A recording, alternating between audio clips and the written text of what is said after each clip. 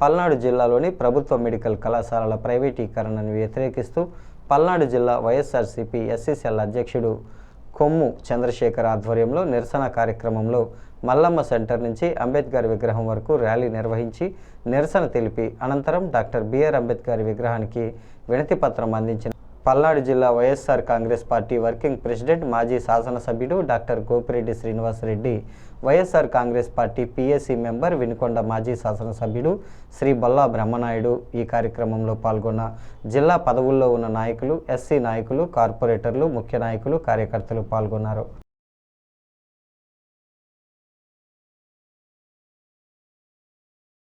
Ward health centres కానీ, government హాస్పిటల్స్లో కానీ ఇవన్నీ మెడిసిన్ అమ్ముకుంటున్నారు. అంతవరకు సరిపెట్టుకోవాలా. 14 సంవత్సరాలు ముఖ్యమంత్రిగా చేసినటువంటి చంద్రబాబు నాయుడు గారు మరి మీరు ఆ రోజు ఈ మెడికల్ కాలేజీలు ఎక్కడైనా ఒక్కటి తీసుకొచ్చారా మీ ఆధ్వర్యంలో అని ఈ సందర్భంగా ప్రశ్నిస్తున్నాను.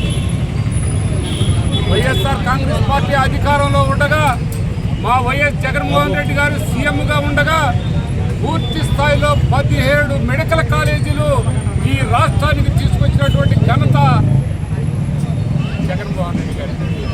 అయితే ఈ 17 మెడికల్ కాలేజీని డబ్బు చేసుకోవడం కోసం, సొమ్ము చేసుకోవడం కోసం, నీ దగ్గర ఉన్నటువంటి నీకు డబ్బా కొట్టే వాళ్ళ కోసం నువ్వు ప్రైవేటీకరణ చేస్తారంటున్నావు. చూడు, ఇది చాలా దుర్మార్గం.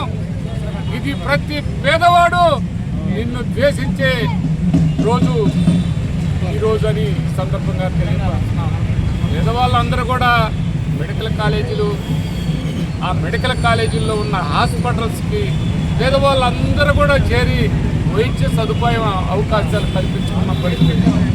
అలాంటి పరిస్థితిని పూర్తి స్థాయిలో పేద ప్రజలకి అందుబాటులో వైద్యం ఉండాలని జగన్మోహన్ రెడ్డి గారు ఈ అవకాశాన్ని కల్పిస్తే ఈ కూటమి ప్రభుత్వం దాన్ని ప్రైవేటీకరణ చేయటం అనేది చేస్తామనేది ఆపకపోతే అన్ని విధాల ఈ కూటమి ప్రభుత్వం అంతు తేలుస్తారని ప్రజలు ఈ సందర్భంగా తెలియపరుస్తున్నారు.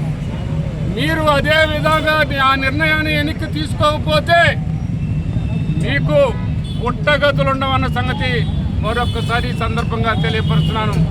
పవన్ కళ్యాణ్ గారు చెప్తారు, నేను పేద వర్గాల్లో నుంచి వచ్చాను, పేదల గురించి మాట్లాడతాను, పేదల కోసం బతుకుతారని చెప్పావు. ఏమయ్యా పవన్ కళ్యాణ్ గారు, ఎక్కడైనా ఒక్క మాట మాట్లాడారా మీరు?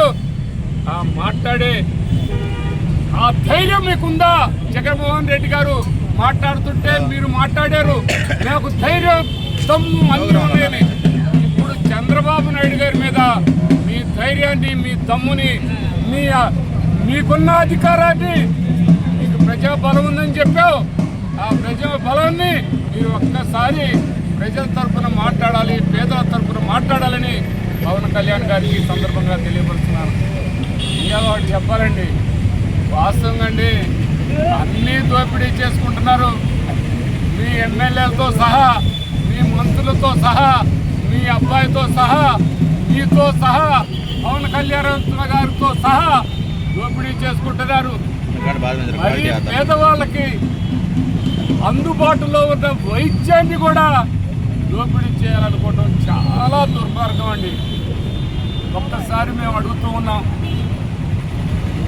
వైఎస్ఆర్ ప్రభుత్వం